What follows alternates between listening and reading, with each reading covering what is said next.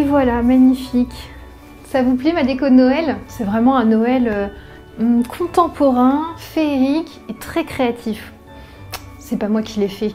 Non, c'est Daphné, alias BeFrenchy sur Instagram, l'une de nos merveilleuses blogueuses qui fait des tutoriels sur 18h39 et elle a un cadeau de Noël pour vous. Elle va vous montrer comment elle a réalisé toutes ces décos de Noël. Bonjour, on est ici aux ateliers Chute Libre, en plein cœur de Paris. Cet atelier est spécialisé dans la fabrication d'objets et de meubles à partir de bois de récup. Et ça tombe bien parce que cette année, on a décidé de se faire un Noël en mode récup. On va commencer par fabriquer ensemble des boules de Noël à partir de chutes de bois. J'ai dessiné pour vous 4 motifs inspirés de boules de Noël traditionnelles. C'est un atelier super cool à faire en famille avec des enfants, c'est tout simple. Il suffit de découper le gabarit en laissant un léger contour autour de votre forme.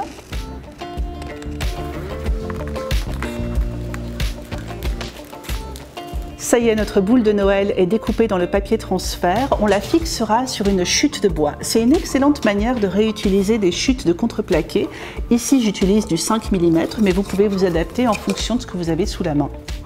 On trempe la décalcomanie dans l'eau pendant 30 secondes environ. Maintenant que le papier support est prêt à se décoller, on la détache légèrement pour la placer sur le bois et avec une petite carte en plastique, on va venir l'appliquer en appuyant légèrement avec la carte pour bien fixer la décalcomanie sur le bois.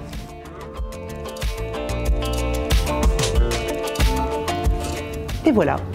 Ensuite, avec une scie sauteuse munie d'une lame fine, on va découper le contour de la boule.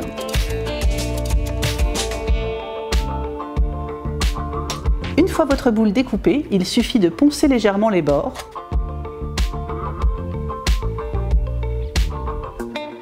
Si vous souhaitez recouvrir l'autre côté de la boule, il vous suffit de découper une seconde décalcomanie pour l'appliquer. On va maintenant percer le trou de la tâche. On place notre boule de Noël sur une cale en bois qui nous sert de support et on va percer le trou avec une mèche à bois de 4 mm.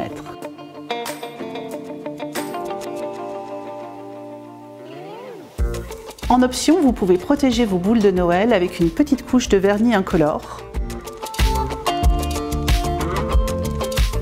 On vernit une première face, on laisse sécher avant de passer à la seconde. Et il ne reste plus qu'à faire une attache pour la suspendre. J'ai choisi un joli fil doré. Ça y est, elles sont terminées, vous pouvez en fabriquer autant que vous voulez. La seule limite, c'est le nombre de chutes de bois que vous avez. Avez-vous déjà pensé à détourner des objets du quotidien pour vous faire votre déco de Noël? Par exemple, je suis persuadée que je pourrais faire un truc super sympa avec ces étendoirs à linge dont j'avais conçu le tuto pour 18h39. Les détails pour le fabriquer sont dans la barre d'infos. Dessus, je vais placer des fleurs séchées, je suis sûre que ça va être très sympa. J'ai aussi fabriqué ces rosaces pour donner un côté féerique à ma déco. Est-ce que vous devinez avec quoi je les ai faites? En fait, c'est juste une chute de papier peint que j'ai récupérée. On vous met tous les détails dans la barre d'infos. C'est super sympa à faire. C'est juste du pliage de papier, vraiment le type d'atelier qu'on peut faire en famille, ensemble. Et ça donne tout de suite un air de fête à la déco, sans coûter rien, puisqu'on utilise uniquement des chutes de papier peint. Dans ce deuxième tuto, on va fabriquer des bougeoirs en forme de nuages pour mettre une touche de poésie sur vos tables de fête. Pour les fabriquer, nous n'aurons besoin que de chutes de tasseaux. Il vous suffit de découper les gabarits avec des ciseaux.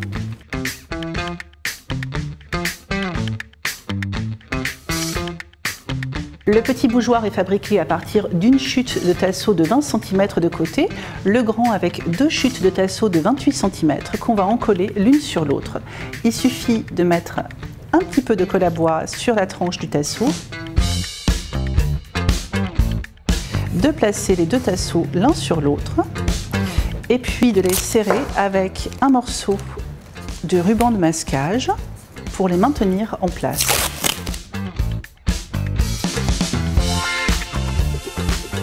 Fabriquons le petit bougeoir.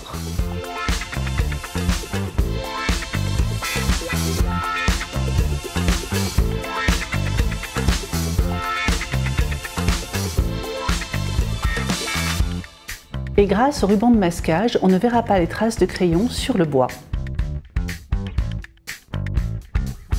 Le contour du nuage est reporté sur notre tasseau. Je mets des gants pour me protéger les mains afin de le scier.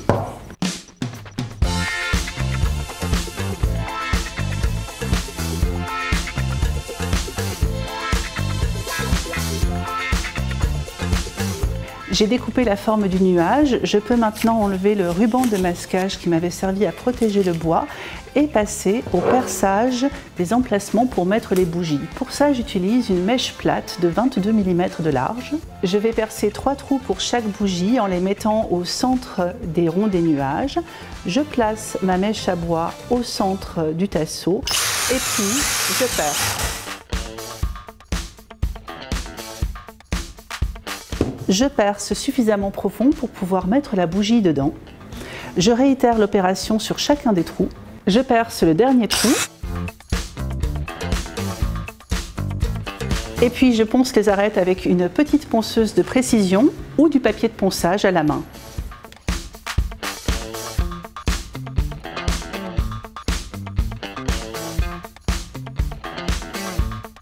En option, je vous propose de peindre les tranches des nuages avec des petits pots testeurs de peinture. Ici, j'ai choisi 2 teintes de bleu. Je l'applique doucement au pinceau sur la tranche.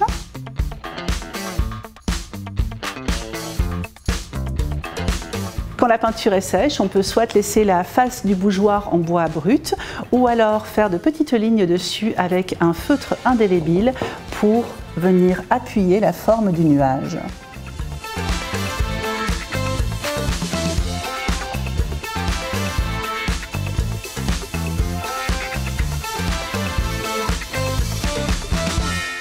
Et voilà, c'est terminé, il ne reste plus qu'à mettre vos bougies dans vos bougeoirs.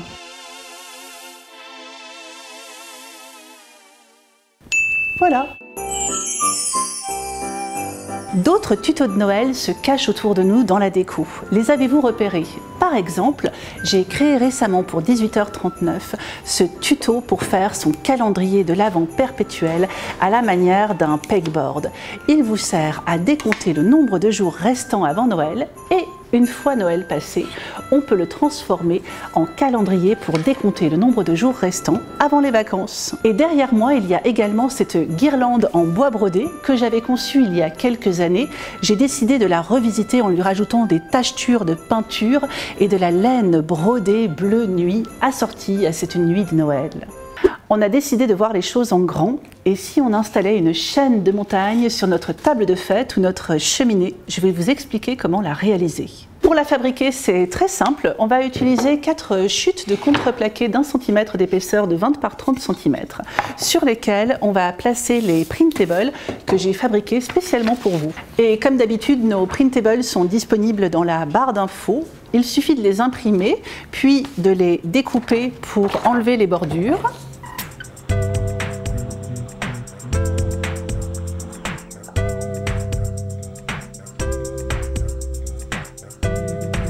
Vous placez votre printable sur votre découpe de bois, vous le fixez avec quelques petits morceaux de ruban de masquage.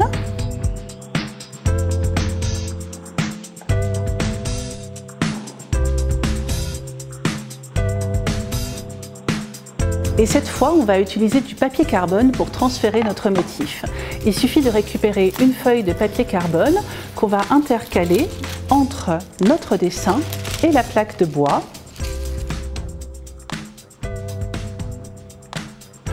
Avec un crayon bien pointu, on va reporter le motif. Pour faire les contours des montagnes, je vais utiliser une règle afin d'avoir des arêtes bien nettes.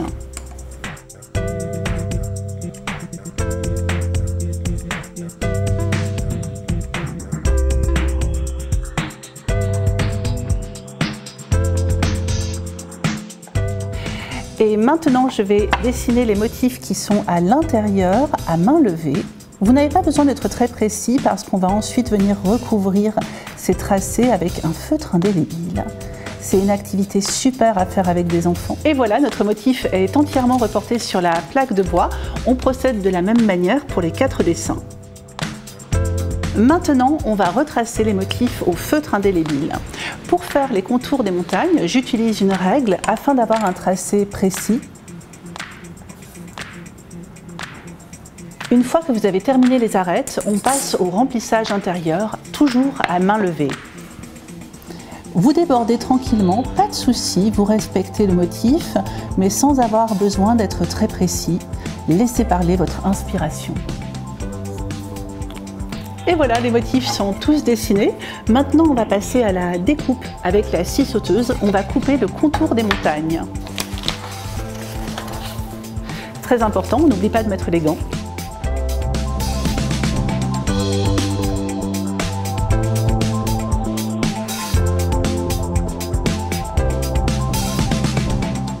Une fois que j'ai terminé de découper les 4 silhouettes de mes montagnes, je ponce légèrement les arêtes pour éliminer les éventuelles échardes.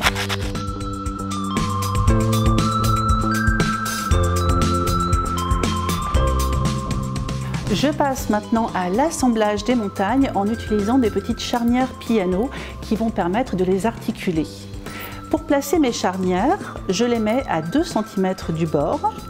Je préperce des petits trous qui permettront de mettre les vis sans éclater le bois. J'utilise une mèche à bois de 2 mm.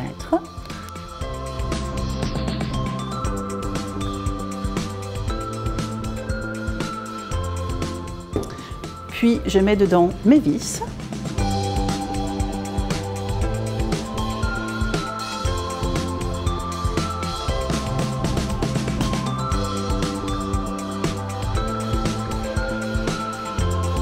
J'assemble maintenant la deuxième partie de la montagne dessus en la mettant bien de niveau, à angle droit.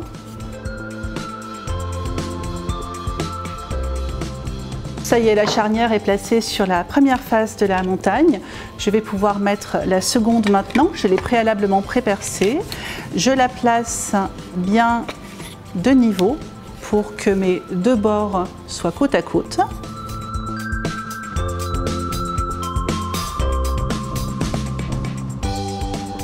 Et voilà, notre chaîne de montagne est terminée. En plus, elle est super facile à replier pour la ranger ou la transporter. Et maintenant, Lisa, c'est à toi de bosser pour nous installer notre déco de Noël.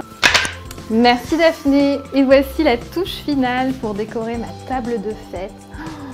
J'espère que ça vous plaît. Je pense que là, vous avez vraiment la preuve qu'un Noël DIY et récup peut être très classe. Je pense que ça va plaire à mes invités. Alors je vous invite, vous aussi, à vous abonner à la chaîne 18h39, à liker cette vidéo, à cliquer sur la cloche de Noël et je vous dis à très bientôt pour encore plus de magie.